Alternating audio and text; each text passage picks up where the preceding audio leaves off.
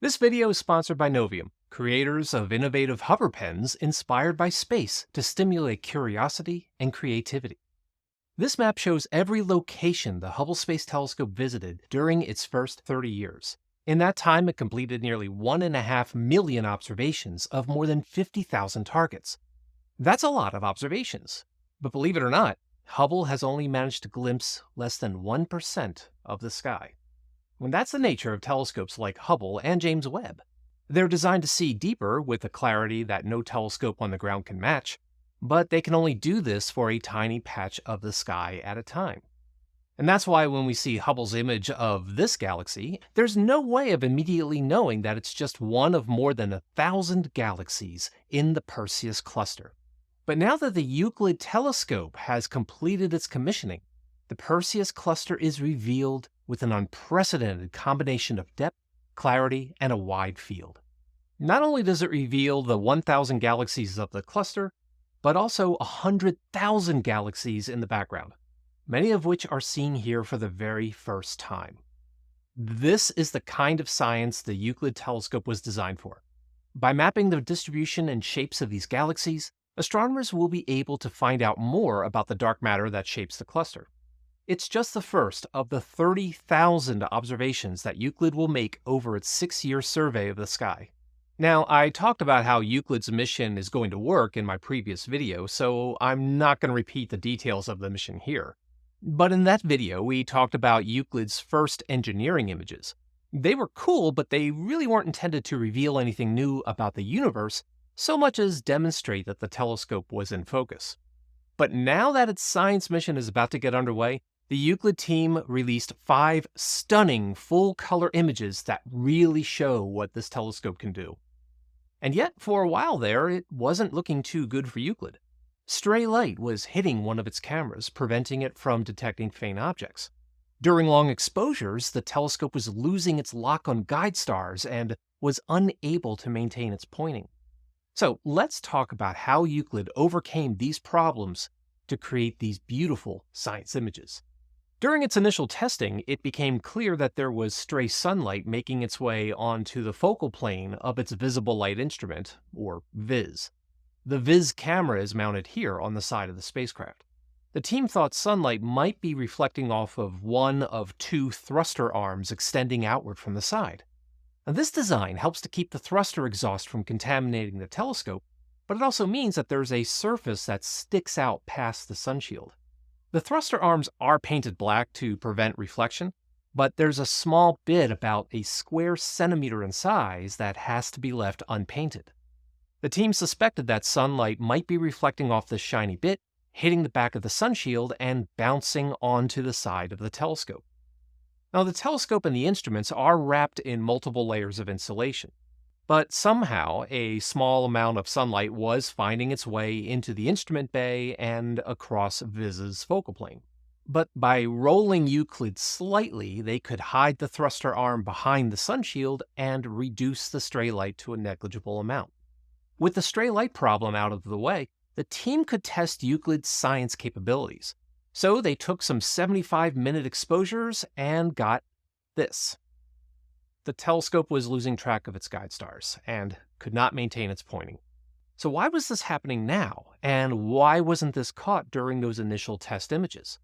Well, to understand that, we need to talk about Euclid's Fine Guidance Sensor. FGS uses 2 pairs of CCDs mounted alongside VIS to image stars every 2 seconds. The system corrects the telescope's pointing and keeps it locked onto the same patch of sky. But FGS's sensors also pick up noise from cosmic rays, which continuously strike the telescope from all directions. Rays striking the detector at a shallow angle leave streaks, while rays striking head-on look an awful lot like stars. During focusing, Euclid only needed to take relatively short exposures, so noise never really built up to become much of a problem. But during long exposures, Euclid was getting hit with so many cosmic rays that FGS couldn't distinguish the stars anymore from the noise. The result was a spiraling, meandering mess as the telescope lost one set of guide stars and tried to lock onto another. The good news is that this could be fixed with the software update. So the FGS team spent a couple of months updating and testing the software before sending it up to the spacecraft. Now that Euclid's problems were solved, it was time to take its first science images, which are nothing short of incredible. We're going to nerd out on those incredible images next, but speaking of incredible things, check out the Hoverpen by today's sponsor, Novium. This is Novium's Hoverpen Interstellar Edition. It's made from aircraft-grade aluminum floating at a 23.5-degree angle. I love how the dock creates a magnetic field that allows the pen to defy gravity, almost as if it were in space. Hoverpen comes in Space Black, Starlight Silver, Mars Magma, and Neptune Blue. There's even an 18-karat gold-plated edition which includes an embedded meteorite. Hoverpen is a solid, well-made manufacturer that provides you with a smooth writing experience. Hoverpen is so innovative it was awarded one of the best inventions of 2022 by Time magazine. You may also consider the Hoverpen Future Edition. Not only does it hover at an even steeper angle, it's also a 2-in-1 rollerball and fountain pen with interchangeable tips. The fountain nib really gives you that precise and flowing writing experience. If you're looking for a sophisticated, unique gift for your favorite nerd, I'm happy to recommend Hoverpen. You can get 10% off and free shipping by using the discount code LPA. Use the link in the description below. After some setbacks, Euclid made its first full-color science images. The colors come from a combination of its visible light instrument and its near-infrared spectrometer and photometer, or NISP. Both are mounted on the optical bench below the telescope. Light from the telescope is redirected to the dichroic, which sends the visible light to the vis instrument while transmitting the near-infrared light into NISP. This way, both cameras see the same field of view at the same time, but at different wavelengths. Each camera uses an array of CCD detectors that have gaps in between. To fill in those gaps, the telescope is shifted slightly after each exposure. This is a technique called dithering. A sequence of dithered images is called the Reference Observation Sequence, or ROS. After each pointing, the vis instrument exposes for 40 minutes in total. NISP operates simultaneously to take spectra as well as imaging in 3 different infrared bands. So, 4 grayscale images of different wavebands. 3 images are color mapped in chromatic order, with blue assigned to the vis instrument and red mapped to the longest infrared channel. The result isn't just a full color image, but one that probes remarkably deep at a wide field of view, while also probing across a wide range of wavelengths. As clusters go, Perseus is relatively close at only 240 million light-years, so the large galaxies are already well known. But Euclid now shows the dwarf galaxies that belong to the cluster for the very first time. Ground-based telescopes cannot resolve them, while Hubble and Webb can only spot a few at a time. But with Euclid, it's now possible to survey the sky and find out if these dwarf galaxies really do exist in the large numbers they're predicted to, or if we need to go back and rethink our understanding of how galaxies evolve. Of the 100,000 tiny galaxies in this image, about half are suitable for measuring the weak gravitational lensing that causes subtle distortions in their appearance. Their apparent distortions will reveal how dark matter is distributed within the cluster. Now keep in mind that Euclid's survey will cover a region of the sky 30,000 times larger than this image, and that will allow astronomers to study weak lensing and map dark matter hidden among 1.5 billion galaxies. Speaking of hidden, this is Euclid's image of the galaxy IC 342. What's really remarkable about this image is that this galaxy lies behind the disk of the Milky Way, which scatters visible light.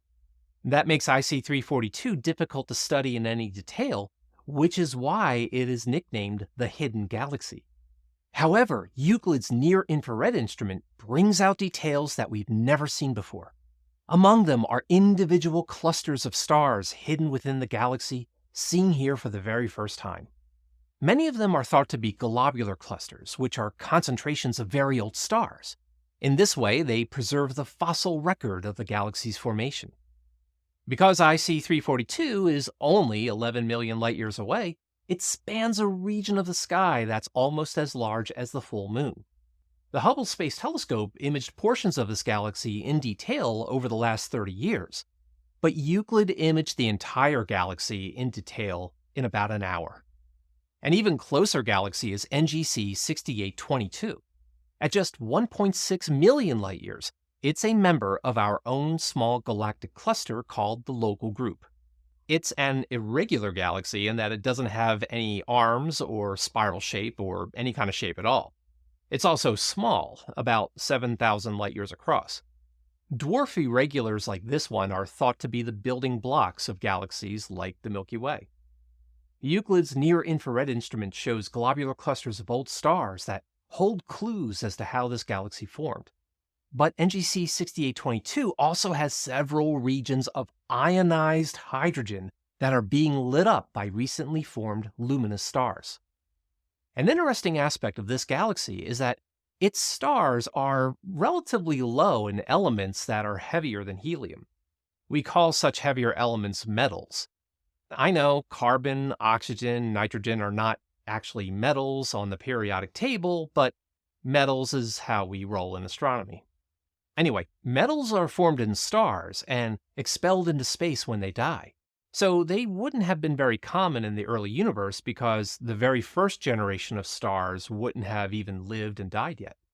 So in one sense, NGC 6822 is a nearby throwback to a time when the second generation of stars were still scattered in these dwarf irregular galaxies that had yet to merge and become the large spirals that dominate the universe today. Even closer to home is the Globular Cluster NGC 6397. At 7,800 light years, it's the second closest globular cluster to Earth. Globulars harbor hundreds of thousands of stars that are almost as old as the universe itself.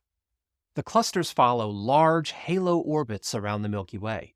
At the center of the cluster, stars swarm about like a stellar beehive, with thousands of stars crowding every cubic light year. The core is so dense that the brightest stars drown out the fainter ones, and often turn the entire cluster into a single blob of light. So Euclid combined long exposures to bring out faint stars on the periphery with short exposures to resolve the dense core.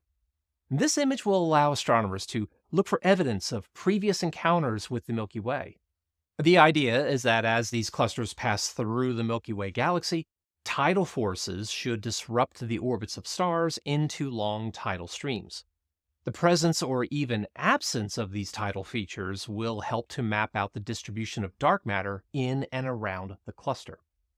But the most stunning image Euclid released is its portrait of the Horsehead Nebula. It's a star-forming region located just south of Alnitak, the easternmost star in Orion's belt. This star, along with Sigma Orionis, are blasting the nebula with ionizing radiation. The Horsehead is one of the most photographed objects in the night sky, and for a good reason. I mean, look at this thing, it's just absolutely gorgeous. But Euclid goes a step further by creating the widest and deepest image of the nebula in just 1 hour. That means Euclid's image is more than a pretty picture. It's a data set that's being analyzed to find rogue planets and brown dwarfs. One example is the free-floating planet SORI 62. It's about 10 times more massive than Jupiter. The planet has a temperature of just 1200 degrees Celsius, so it actually shines brightest in the infrared, which the NISP instrument can detect. Astronomers are searching this image to look for rogue planets as well as brown dwarfs. Both kinds of objects are hard to find because they're small and cool. So to find them, you need a wide field of view combined with high infrared sensitivity. This image alone might contain hundreds or possibly thousands of these elusive objects. Detecting them will set the stage for a detailed follow-up by the James Webb Space Telescope. Now, Euclid's primary mission is to map out the dark matter across the greater cosmos. So it will spend most of its mission avoiding the plane of the galaxy where nebulae like Horsehead are found. But the great thing about survey missions like Euclid is that they collect a ton of data that can be used beyond its primary mission. Searches of the Milky Way's halo for cool, faint stars, brown dwarfs, and rogue planets will become possible. Euclid's dataset of 1.5 billion galaxies will help to flesh out how galaxies form and evolve over the history of the universe. Right now, Euclid is undergoing final preparations for its dark matter survey set to start at the beginning of the year. In the meantime, these early release images are being analyzed and papers are expected at the beginning of 2024. And then we wait for the better part of 2 years before the first data release. Well, what are you going to do? It's a survey mission. But I did talk about Euclid's mission in some detail in my previous video, so please feel free to check that out when we're done here. And I should also add that I apologize. It's been a few months since that video, and I'm sorry for not having been around since. It's been quite a semester at Towson University, but I'm really excited about some of the work that we've been doing with our planetarium, so let me know if you'd like to see a video about that. And let me thank my patrons for keeping Launchpad Astronomy going even in spite of my absence. And a shout out to Rubel Claire and Michael B. Kiefer for becoming my newest supporters. Thank you all so much. And until next time, stay curious, my friend.